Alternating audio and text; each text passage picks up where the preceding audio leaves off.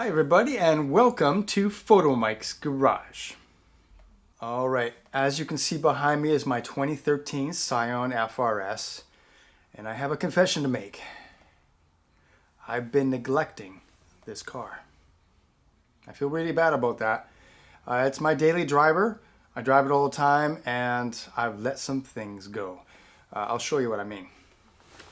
Oh, and I've got the car up on my quick jacks, which I love. Makes it really easy to get everything way up in the air. It's going to make it easier to work on my problem. So I'm going to show you the problem, but first let's take off the wheel.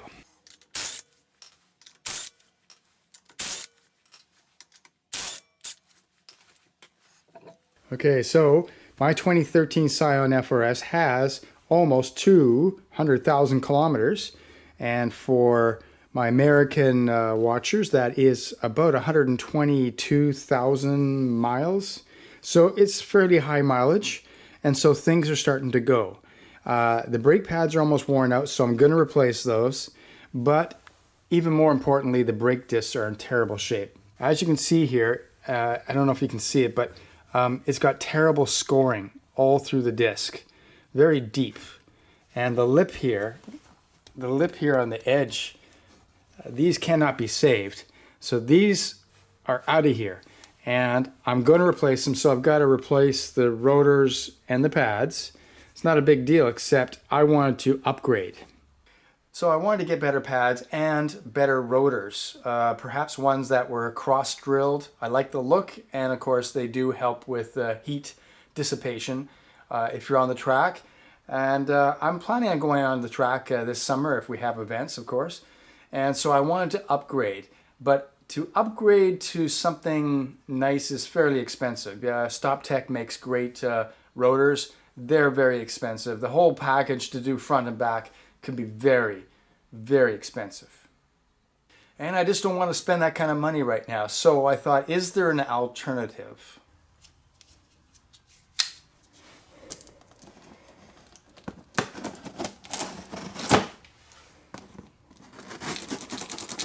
Okay, here they are. This is the front rotor. This is the rear rotor.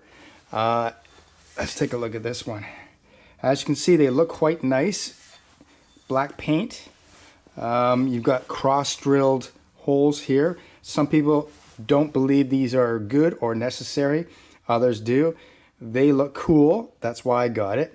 But also, they do dissipate some of the gases that are produced when you put your brakes on really hard. So if Porsche uses these, then they can't be all bad, right? So those are the front rotors. They look pretty heavy duty to me. But like I said, I got these at a very good price. If you check the link, you'll see nowhere near the price of, say, StopTech rotors. Now, what kind of performance difference is that going to mean? Can you get an economical, good-looking rotor and pads? How does it perform? Well, I'm going to put it on the car, and then I'm going to let you guys know if this is worth buying at this price point or not. All right, the first step is to take off the brake caliper and the bracket, and then the rotor should come off. We're going to have to undo a bolt here and here, and they look like they're 14mm bolts. Not on too tightly, that's loose now. And this one also comes right the heck off. Now, the caliper should just come off. Maybe might have to pry this off a little bit here. Nope, I got it off. Just had to work it back and forth. As you can see, we have a 2-piston caliper here, a sliding caliper. Very nice. Now, you're going to want to hang this up. You don't want it to be hanging by its brake hose. That would be very bad for the brake hose. So let's get a little hanger or a bungee cord and hang this up. Okay, now we can take the pads off, if they'll come out.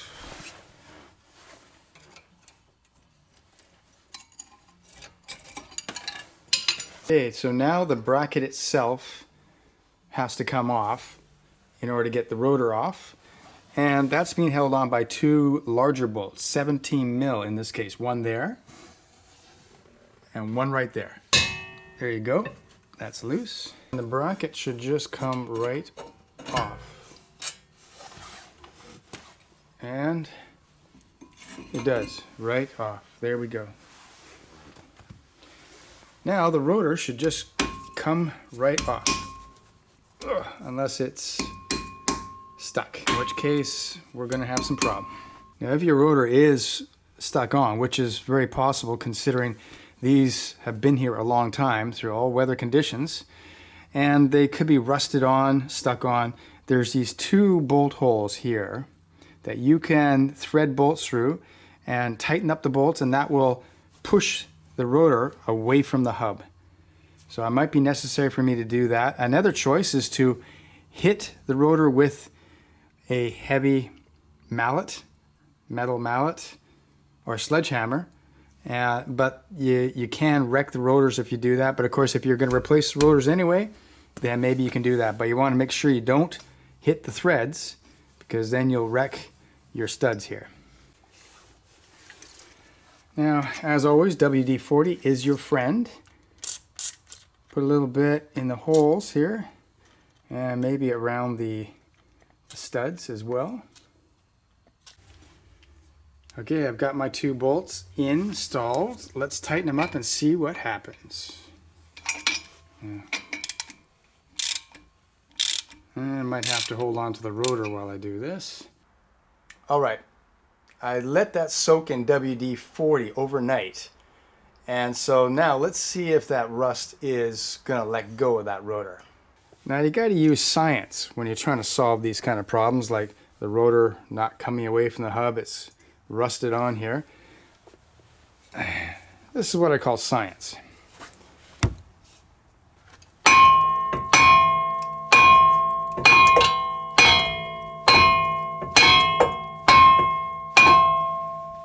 Yeah, that's science. Now I could tighten up these two bolts, which are pressing on the hub, trying to push the rotor off of the hub.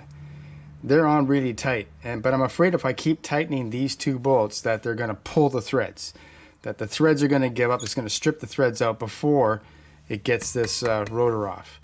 So I think it's time to bring out the heat wrench, the gas axe, whatever you want to call it. We got to use some heat to make things happen. Okay, this is a propane torch. You can buy this anywhere. And this is pretty good. It'll heat up things pretty good. However, this is not going to be strong enough. This is not going to have enough heat to really make a difference. You actually need something like this. Bought this a long time ago. It's basically, you can put your propane and you have oxygen, and you mix them together and you get a super hot flame. So this is sort of like an oxyacetylene type of torch. The oxygen really heats the flame up, and with one of these you can get metal, you can actually melt metal like this. So this is what I'm going to use to try and heat up the hub right here so that it will break free. This is a trick that when you can't find any other way, use heat.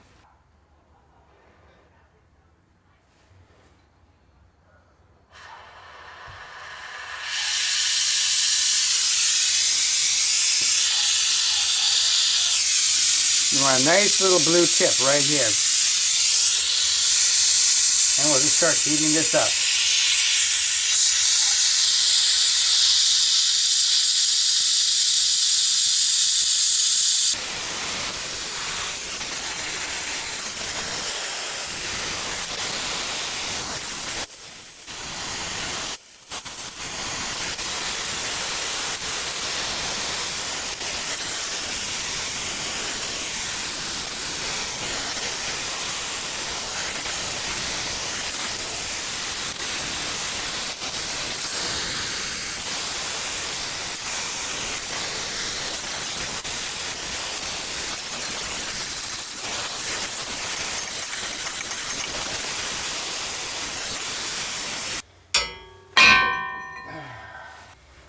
All right, That took a lot of heating, but it's come off. It's come off.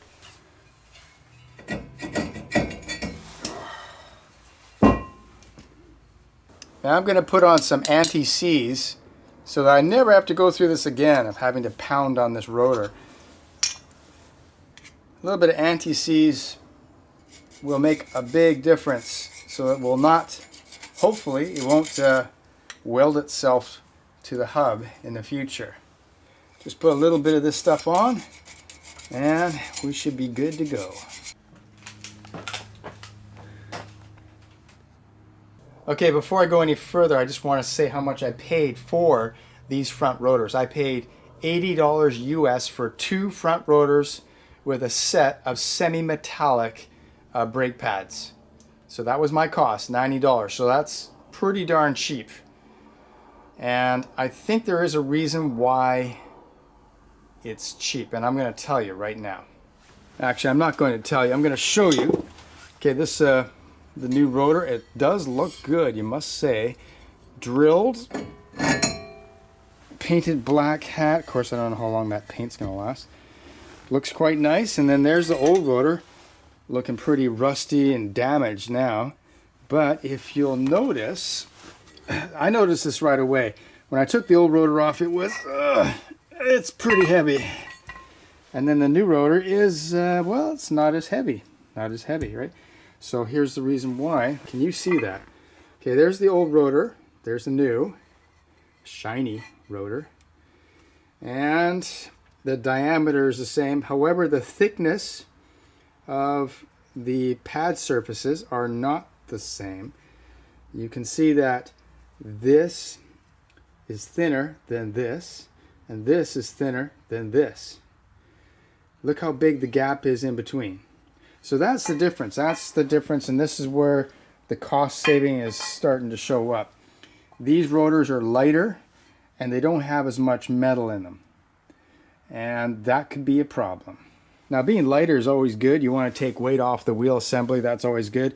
But there's a reason why rotors are thick and heavy. They have to absorb the heat when you're braking. The more metal you have, the more heat absorption it can do before it overheats and causes problems. Less metal means it will overheat faster. Now, how much difference this is going to make on a street car where you're just doing daily driving, I don't know. But it might make a difference if you go on the track a lot. So that could be the reason why these are so cheap and why you got to pay so much for the brand name rotors. I'm still going to put these on because I'm going to test it out. I want to test out the whole package. We're going to see if they overheat. We're going to see if I notice any difference in daily driving or not. And also, hopefully, in the summer, if we ever get summer, I'll take this to maybe a track event if we have that in the new year in 2021. And we'll see how these rotors do. Now, obviously, I'm saving a lot of money. So if you want to save money and you just have a daily driver and you want it to look nice with your drilled holes, this might be a way to go. With the calipers here, before you put the new pads in and put them over the new rotors, you want to retract your 2 pistons, your one there and one there. You want to push them in to make room for the pads that are brand new, which have, of course, more pad material, so you're going to push these in. You can do this with a C-clamp, but you do have to be careful because as you push those pistons in, their fluid level in your brake reservoir, which is right over here, is actually going to go up. Now, I haven't added any fluid to my brake reservoir, so hopefully it'll just come up to where it normally should be, but you've got to watch that. You got to watch that. Okay, this is the C-clamp. These can be bought at welding supply stores or maybe even a regular hardware store. These are extremely useful. It may seem like you'll never use these, but yes, you will. They're very useful for many things. Get them right down to the bottom.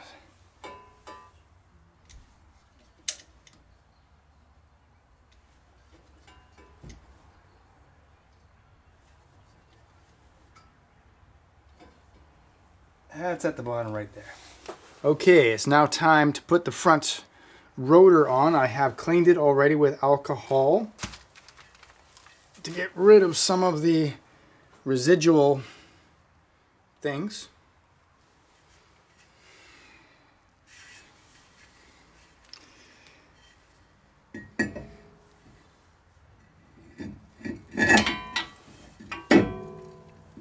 And there we go. That's gonna look so darn good. Just gonna put a couple of nuts on just to sort of keep it in place while I put the caliper bracket back on. Okay, as you can see, I painted the caliper brackets red. I've always wanted red brakes, and I can't afford Brembos, so this is what I got. I know some people are not going to like that, but I like the red. It goes with the car, and it's going to look great with the 724 matte black wheels that I have. Anyway, so the bracket, now you got to remember that there's a left and right bracket. So it does say SR. On the other side it says SL. SR stands for right side. Okay, so now we want to put in, whatchamacallem, the shims. You want to put the shims back in. They're all shiny, cleaned up. And then we're going to put a little bit of grease in various areas, the contact areas. And that should be good.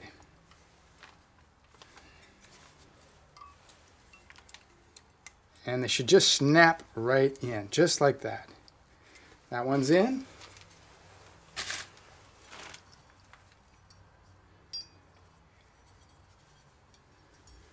And you just put a little bit of grease right where the contact surfaces are, just a tiny little bit. Then we get these into position.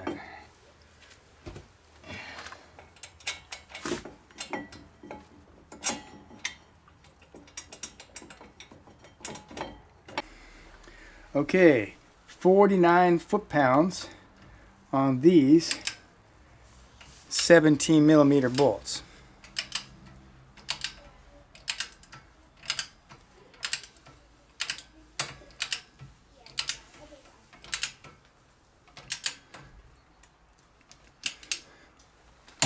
There we go. There we go. There we go. Okay, we got the caliper bracket on, and one thing I should mention is that the clips that fit into either end of the caliper bracket, the clip with the little ears on it, the clip with the little ears goes on top. I don't know why, it just does. Now, let's put the first brake pad in. I'll put the rear one in first, and we want this little metal indicator to be on top. This is the metal indicator that tells you when your brake pads are almost worn out. They start making some noise, and that's why they're there. So put the top in first and then lever in the bottom. Okay, I've got the rear pad in, and I just wanted to make a point here, is that when you put it in, the wear indicator goes into the slot with the top of the brake pad, but this is a spring. This spring is designed to keep the brake pad away from the disc, and it's got to go out onto the metal surface of the bracket here. It doesn't go in. If you try and go in, you won't be able to get your brake pad on. Ask me how I know. So just so that you know, this is a spring that bears up against the bracket right up there. Okay, so now we install the outer brake pad, and as you can see, I painted it red. I know some people will not agree with that choice. However, and I don't know how long the paint's going to last, but I think it's going to look good, so I did it. So if you want to give me heck, go ahead. I have discovered why there's this little tab at the top. This is where the spring, remember I told you about the spring on the inside, well, they have a spring on the outside as well. The spring rides on this tab, I guess, and so there you go. So again, we're going to put it in the top first. Keep the spring out. Top goes in. Spring stays out, like so. Then put the bottom in. Took a bit of work, but I got the pads in.